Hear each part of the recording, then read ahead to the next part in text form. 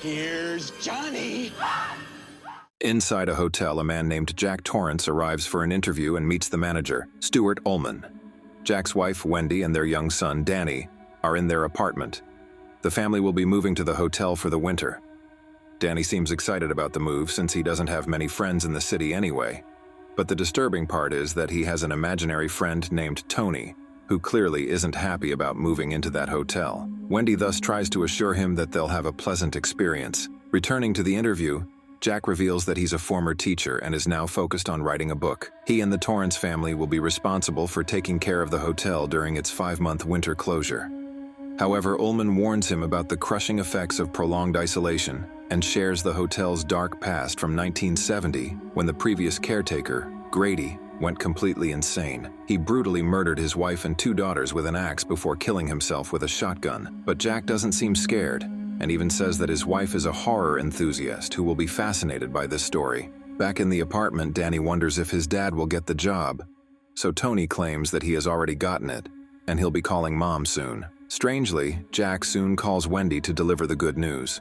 Danny then asks his imaginary friend why he doesn't want them to move to the hotel, but the latter remains silent. At this moment, the boy suddenly sees a terrifying vision of the hotel, where a torrential waterfall of blood gushes through the elevator, and 2 sisters are seen eerily standing in the distance. It's the closing day of the hotel when the family prepares for their new life and heads off to the mountains. After a long drive, they finally arrive at the hotel where Ullman greets them and leads the couple on a tour of the place. Elsewhere, Danny is alone in the game room and throwing darts when all of a sudden, he sees the 2 creepy girls from his vision, the Grady twins.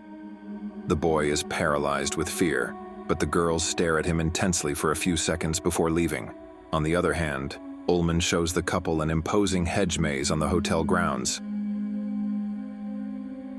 which is nearly 13 feet high. He adds that the site was once an ancient Native American burial ground, and that the builders had faced violent attacks from the local tribes while constructing the hotel. Once inside, Ullman shows them a huge ballroom, where they also come across the head chef, Dick Halloran.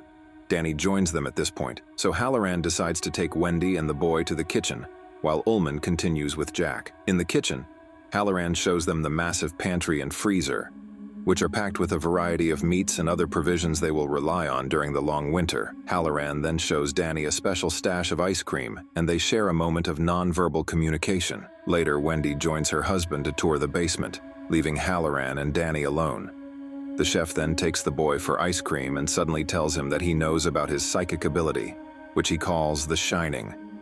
He reveals that he and his grandmother used to communicate without speaking, and for a long time, they thought they were the only ones with this gift. The stunned boy then tells him about his friend Tony, who shows him visions during sleep, but he can't remember them when he wakes. It turns out this ability also allows them to see visions from the past or the future. Danny then inquires about room 237 and whether Halloran is afraid of it, which sends a jolt of fear through Halloran.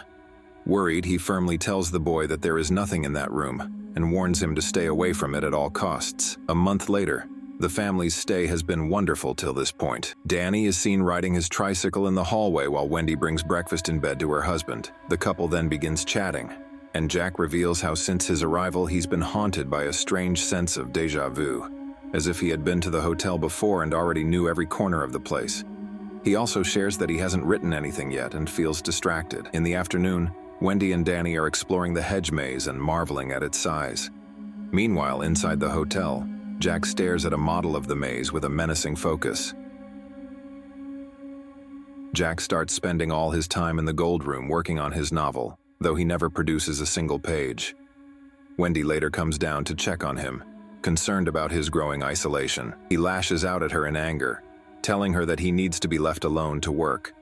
Disturbed by his temper, Wendy leaves. The next day, Danny is playing alone when he is drawn to the mysterious room 237. He sees the door is slightly ajar, and a powerful unseen force slams the door open. The boy tentatively enters the room, and soon emerges with marks on his neck, traumatized by what he saw. Jack is later drinking alone in the gold room, which is now eerily furnished and filled with patrons, and talks to the ghostly bartender Lloyd about his troubles. Wendy finds a distraught Jack and tearfully tells him that Danny claimed a woman in room 237 attacked him. Driven by a mix of confusion and building paranoia, Jack agrees to check the room. Inside room 237, Jack finds a beautiful, naked young woman who embraces him. When he looks at her reflection in the mirror, she is transformed into a decaying old corpse, diseased and grinning. Jack flees the room in horror, claiming to Wendy that he saw nothing.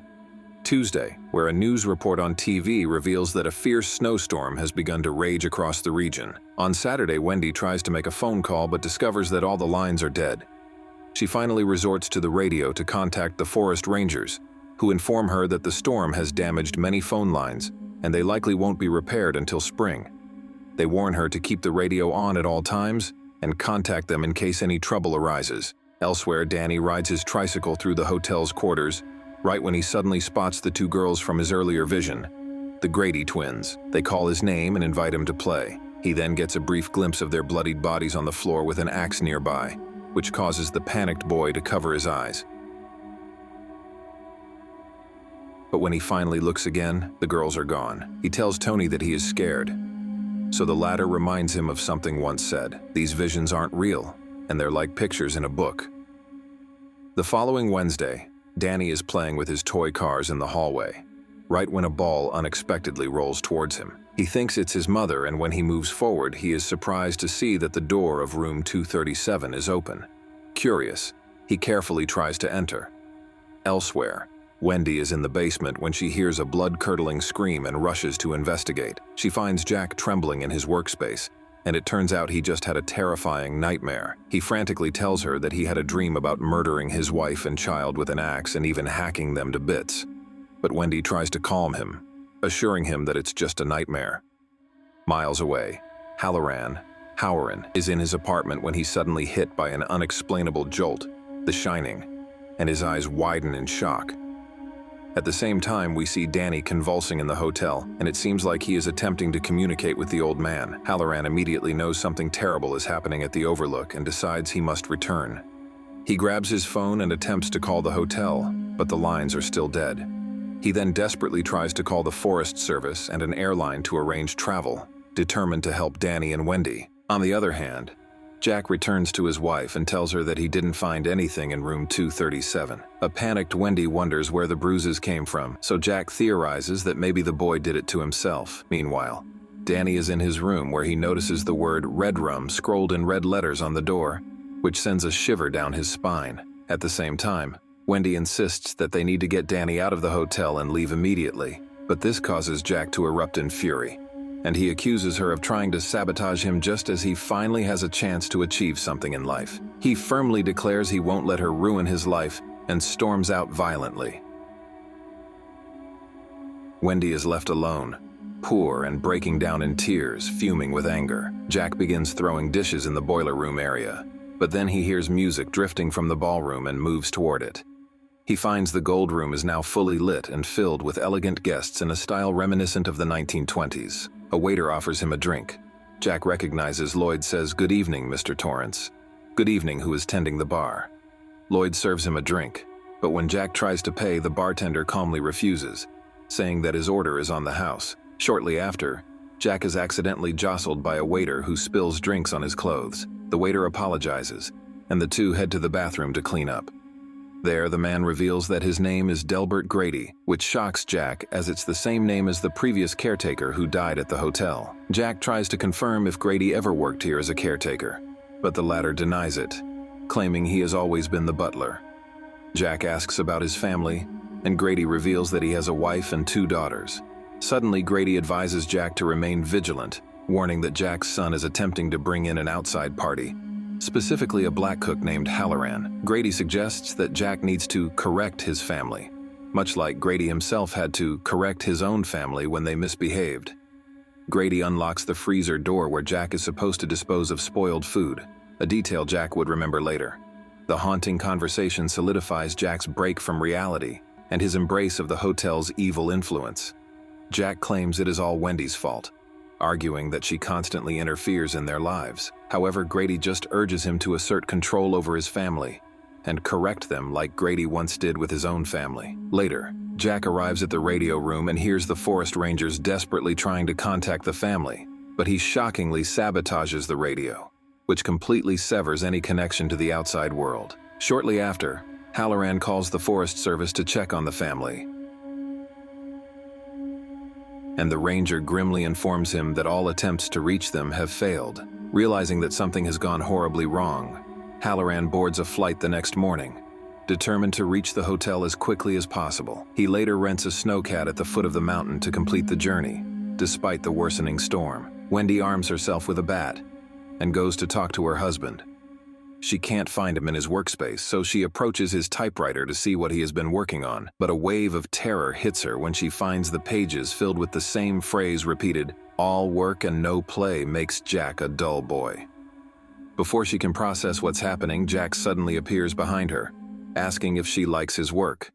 He then questions what she's doing here, and she nervously responds that she wanted to talk about something. Upon hearing this, Jack asks if she wants to talk about Danny and what must be done with him.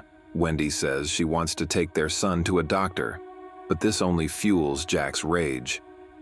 He accuses her of failing to grasp the weight of her responsibility in an angry and menacing voice. Also, he reminds her that he signed a contract and has been entrusted with the care of the hotel, which he can't ignore. A terrified Wendy tries to leave, but Jack follows her. She desperately begs him not to hurt her. Instead, he menacingly responds that he isn't going to hurt her, but will bash her brains. Fearing for her life, she swings the bat, striking him hard on the head. Wendy then drags him to the kitchen and locks him in the pantry right when he starts to regain consciousness. An angry Jack bangs on the door, demanding that she let him out. He even tries to manipulate her, claiming that his head is badly hurt and that he needs a doctor. Here, Wendy tells him that she will use the snowcat to get out with Danny and bring a doctor for him. But Jack says with a sinister laugh that she won't get anywhere and dares her to check the snowcat and the radio. To her horror, when Wendy goes outside to inspect the snowcat, she discovers that he has sabotaged the vehicle, rendering them completely stranded at the hotel. Around 4 p.m., Jack is jolted awake by a knock on the pantry door, and it turns out to be Grady. He reveals that he and others are doubting Jack's strength to complete the task, as his wife seems to be stronger than him, but Jack assures him in a desperate tone that he can succeed if given just one more chance. Grady then chastises Jack for his failure to maintain order. He advises Jack that he needs to take action quickly before Danny successfully summons Halloran to the hotel. Grady promises Jack that he will handle the problem. Moments later, the pantry door suddenly swings open. Grady unlocks it, and this will allow the crazy man to unleash chaos. Elsewhere, Halloran is desperately making his way towards the hotel in a snowcat. Danny is seen approaching his sleeping mom while repeatedly saying, "Red rum." He then takes a knife from the nightstand and a red lipstick from the vanity. At the door, he writes the word, "Red rum" with lipstick and begins to chant the phrase loudly, which finally wakes his mother. She is even more horrified to see the reflected word in the mirror, which says murder when reversed. Just then, a loud banging fills the room, and it turns out Jack is trying to chop the door open with an axe. Wendy locks herself and Danny in the bathroom and desperately pushes him out through the small window. Unfortunately, when she tries to follow, the gap is too narrow, so she tearfully urges the boy to run and hide. Seconds later, Jack enters the bedroom. Finding the bathroom door locked, he swings the axe with terrifying force. Wendy now grips a knife and tries to steady herself. After cutting a section open, he sticks his head inside. "Here's Johnny," and even reaches his hand through to try to unlock it. So, Wendy slashes at him with a knife, forcing him to retreat in pain. Elsewhere, Danny arrives at the kitchen and quickly hides inside one of the cabinets. Moments later, Halloran finally reaches the place and calls out for the family, but no one answers him. However, as he cautiously moves through the hotel, Danny also senses this and screams in sheer terror. And this gives away his hiding spot. So, Jack bolts after his son to kill him, Danny. The kid thus scrambles out of the cabinet and runs outside while his deranged father follows him. Hearing her son's cries, Wendy bolts from the room in a desperate search for him. She spots Jack pursuing Danny and quickly retrieves the axe Jack had left behind. She is cornered by a series of gruesome sights in the hotel's halls, including a ghostly ballroom filled with revelers and a decaying skeleton at a typewriter. At the same time, Danny seeks refuge in the hedge maze, while Jack also limps after him. Danny, who has previously explored the maze with his mother, can easily navigate it, which gives him an advantage over his insane dad. Inside the hotel, Wendy continues her frantic search and panic grips her as she comes across the lifeless body of Halloran, whom Jack had killed with the axe moments earlier. She is terrified and soon stumbles upon several ghosts of the hotel's past victims. A masked figure, a man having relations with a bear, sending a chill of terror through her. Back in the maze, Danny realizes his father can track him by his footprints, so he comes up with a smart plan. He walks backward over his own footprints, making his trail disappear and completely confusing Jack. Meanwhile, inside the hotel, Wendy rushes to the elevator where she sees the place flooded with blood. At the same time, Jack falls for his son's deception and ends up lost in a dead end. He hears Danny's voice echoing in the distance and desperately tries to follow, becoming hopelessly trapped. Shortly after, Wendy manages to exit the hotel just as Danny emerges from the maze. The relieved woman drops the knife and hugs him. The two then climb into Halloran's snowcat and they finally speed away from the Overlook, leaving behind the darkness and horror that nearly destroyed them. Meanwhile, a disoriented Jack wanders aimlessly through the maze, screaming and crying as the snowstorm intensifies around him. And then the next morning, we see Jack's lifeless body, frozen solid, buried half in the snow. A photograph of a lavish ball that is hung in the hotel this entire time is shown. Surprisingly, Jack is in the center of the image, smiling among the elegantly dressed guests with the caption, "Overlook Hotel, July 4th Ball, 1921. This unsettling discovery implies that Jack has either always been a part of the hotel's haunted past or has been absorbed into its malevolent legacy, hinting that the cycle of madness and violence will continue. And to have more great stories come, I recommend you click on my recaps on the right next. Subscribe and like this video if you enjoyed it, and as always, grab your popcorn, enjoy yourself, and see you soon.